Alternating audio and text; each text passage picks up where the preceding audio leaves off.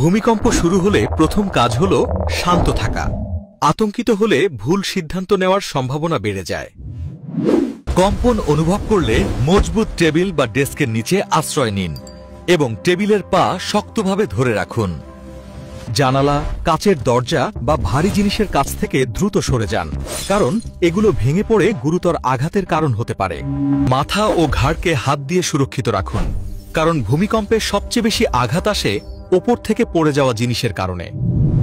ভূমিকম্পের সময় কখনোই লিফট ব্যবহার করবেন না, প্রয়োজনে সিঁড়ি ব্যবহার করুন।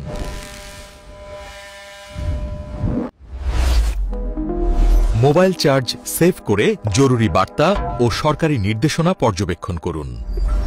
ভূমিকম্প থেমে গেলে গ্যাস, বিদ্যুৎ ও পানি লাইন বন্ধ করে দিন, যাতে পরবর্তী দুর্ঘটনা এড়ানো যায়। কম্পন থামলে খোলা জায়গায় যান, উঁচু ভবন এবং বিদ্যুৎ লাইনের কাছ থেকে দূরে থাকুন।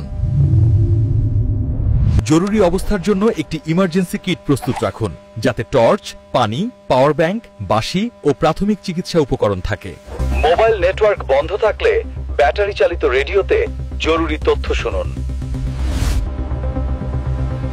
ভূমিকম্পের সময় দৌড়াদৌড়ি করবেন না, শৃঙ্খলিতভাবে সিঁড়ি দিয়ে নামুন।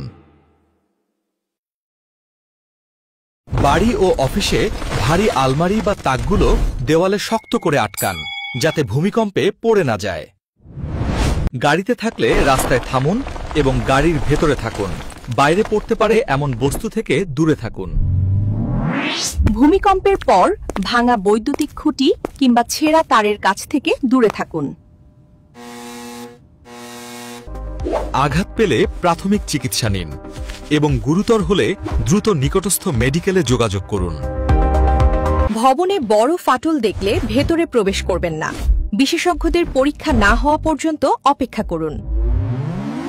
পরিবারের সকলের জরুরি যোগাযোগ নম্বর একটি তালিকায় রেখে দিন, যাতে সংকটে দ্রুত যোগাযোগ করা যায়। ভূমিকম্পে আতঙ্কিত হলে গভীর শ্বাস নিন। মানসিক স্থিরতা আপনাকে সঠিক সিদ্ধান্ত নেওয়ার সাহায্য করবে।